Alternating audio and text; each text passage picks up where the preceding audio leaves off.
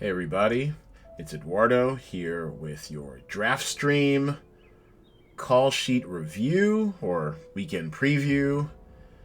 And let's take a look to see who is going to do what in the DraftStream game this weekend. We are working on multiple levels. You could say there's a meta game going on. While we are winners around here, we aim for first.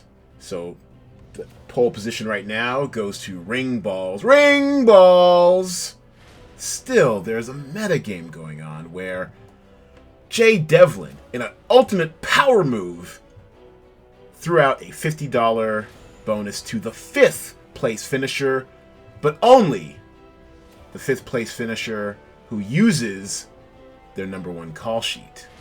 So, right now, Ring Balls, you would think has assumed that place, but no! This is Ring Balls 2, not eligible. So next closest one would be MJCJ, aka Ottergy Studios, right now holding down 5th with a narrow 7-point lead. What other game does 5th pay more than 1st? Only in DraftStream with our side betting the gentleman. And the ultimate and an even ultimate power move, Jay Devlin is nowhere to be found. In all honesty, he said he forgot. But I'm looking forward to breaking down some of these call sheets to see who's trying to do what, who's actually aiming for first, who's actually going for 5th. Because as you can see in the pileup around 5th, in 4th place is Gamble 24x7 with his #1 call sheet. But then also down here in 8th is Jaybird's #1 call sheet. Less than 30 points away. So a lot can happen. It is only Thursday night. Game lock. We still have a lot of titles to debut throughout the weekend. Scores will be updated. Movement will be had. So let's take a look. Well, since 5th is where it's at right now, let's take a look at the current squatting on 5th. Not you, Ring Balls. Although you are 5th. We'll go to Ottergy Studios. Check out his call sheet and see what has 5th place potential. And right now it is a two-titled call sheet. A 4-pack of Miss Juneteenth, which right now is giving you excellent value at 6,400 for 91.55 points, and also Summer Camp Island, which is actually meeting, if not slightly exceeding value, with 11,100, bringing you 96.30 points.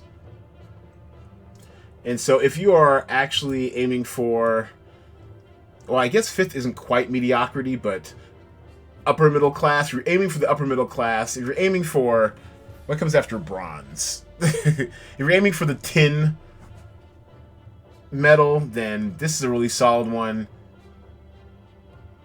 It goes heavy in on an already established property. Summer Camp Island is in its 3rd season, coming back for its 3rd season. And so, key to that is that it still doesn't have a Rotten Tomatoes critic score or a Metacritic critic score, and it's in its 3rd season. So, I'm thinking these scores may not get updated throughout the weekend, so this is pretty much locked in at 96.30. I mean, IMDb user might go up a tick, same thing with Google user score, but it seems to be pretty locked in to its score. And then also, Ottergy had Miss Juneteenth, which actually might do a little too well. It might actually bump him out of that spot. Miss Juneteenth actually debuts, I guess, either late tonight or early tomorrow via VOD, video on demand. So it might be available at midnight, either Eastern or Pacific time. But so far, critics love it. And I guess those who might have seen it on a festival somewhere have already weighed in. But it's early. 7.2, what kind of... Yeah, only 43, so small sample size so far. Not even statistically relevant.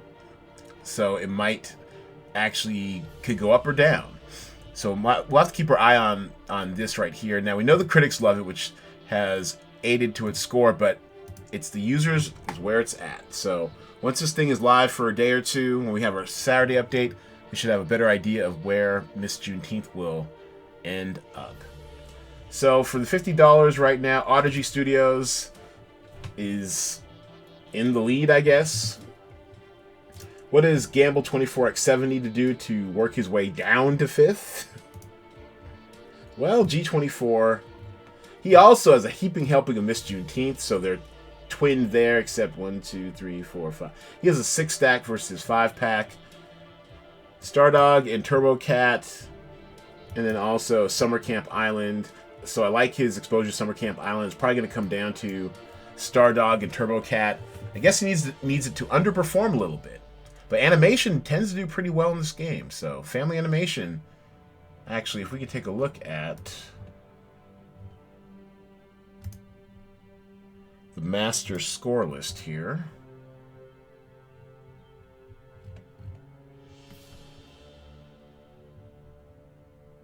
Anytime now. Working. Sort this. There we go. That's sorted by genre. Or the other way around. There we go. Animation.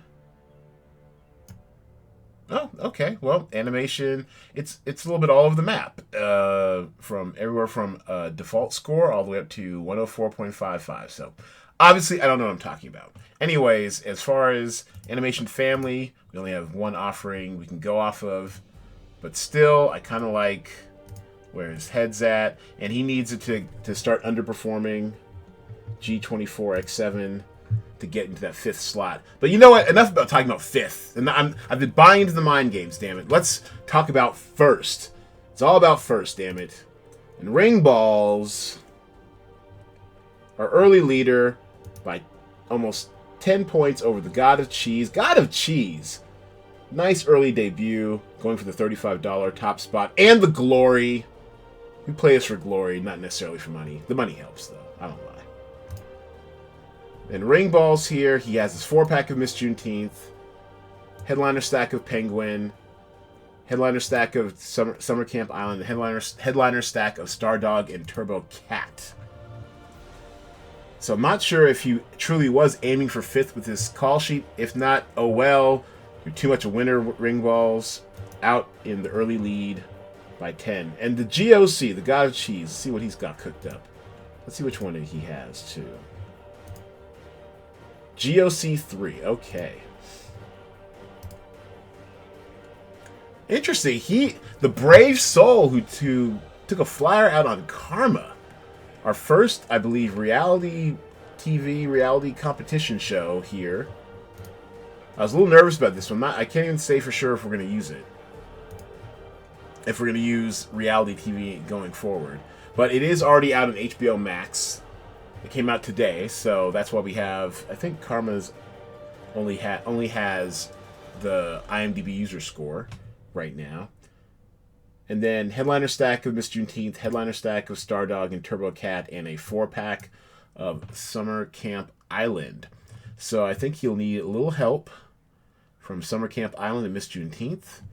And honestly, I'll be shocked if Karma picks up anything more than its IMDb user score. But we'll see. We shall see. This is an experiment to see if reality has what it takes. If we only get one score out of it, we might not have too much more reality TV shows in the future. And also, it's hard to figure out the cast for it too, to find enough people listed for cast.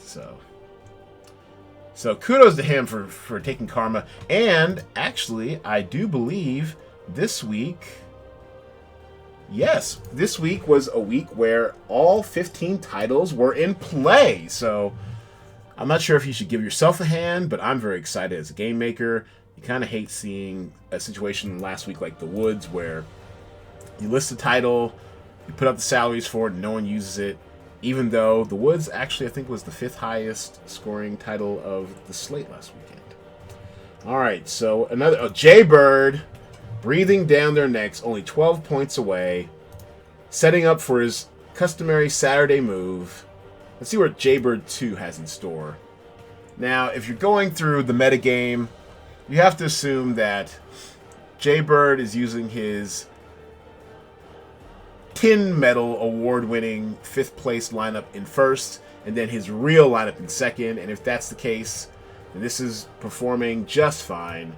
He also has the 4-pack of Juneteenth, then headliner stacks of Stardog, Turbo Cat, Summer Camp Island, and You Should Have Left for ye old 811 headliner co-star day player.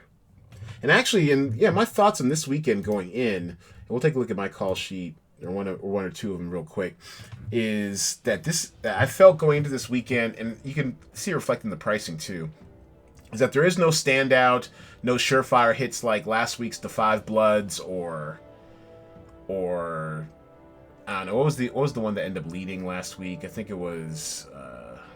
Anyways, there weren't two leaders in the clubhouse that we thought were going to be really star powered or had a lot of hype in them. The one that with the most amount of recognition possibly was Perry Mason. There also wasn't a lot of information available for me to figure out these salaries, which is why our top salaried one in the talent pool was Perry Mason at $16,500. So pretty much, if you knew what you wanted, you could pretty much get a lot of what you wanted this week. And actually, the real difficulty was in figuring out lowball call sheets. I had a hard time getting to $75,000 for the minimum threshold of the lowball, where you need $75,000 minimum budget spent, along with 3 titles exposure. So we'll get to those in a minute. But Jaybird 2 positioning himself for some movement over the weekend.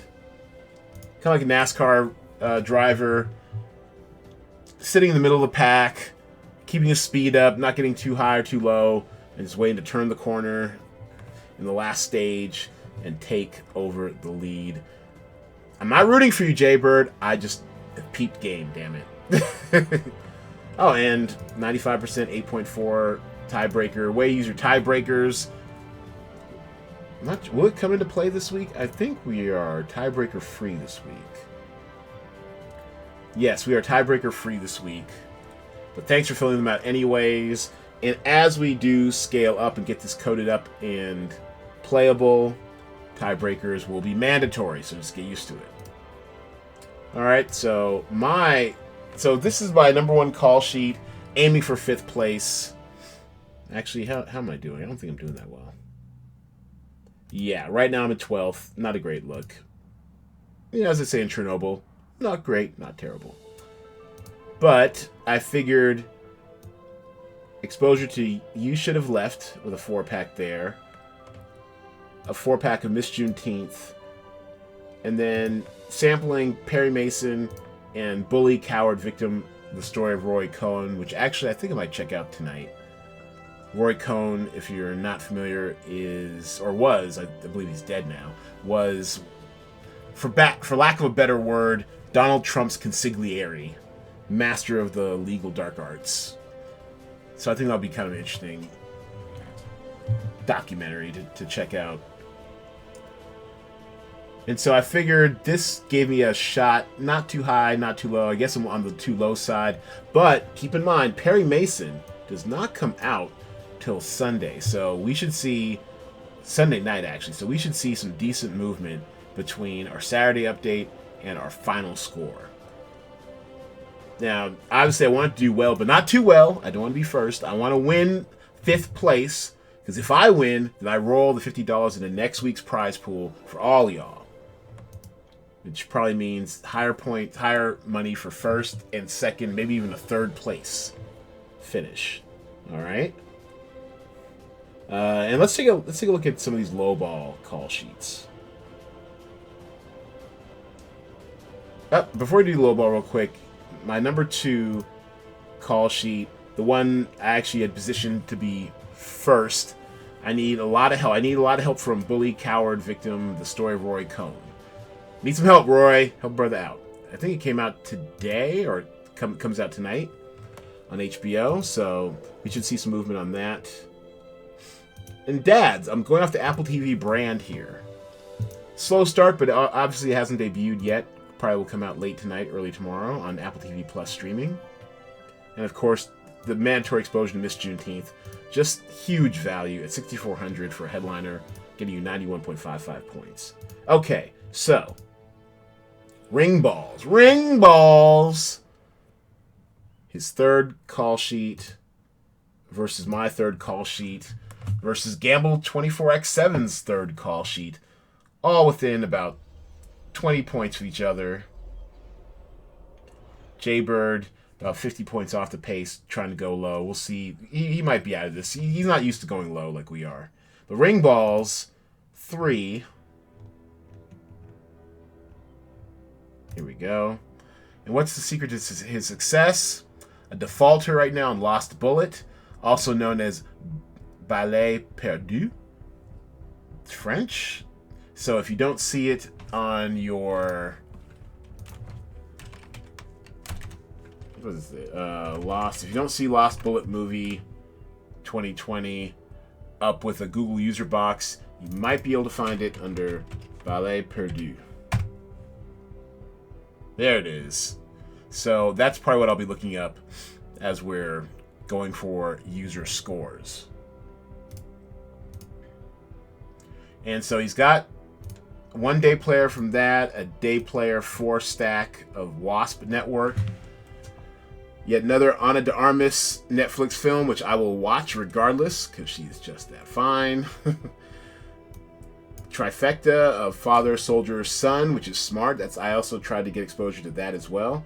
And then, just because he needed to get up to 75,000, look at it, just 300 over. The day player stack of Perry Mason. And so I love this construction ring balls. What do I got to do to catch up? I love the construction, especially getting this 3-pack right here, and your requisite headliner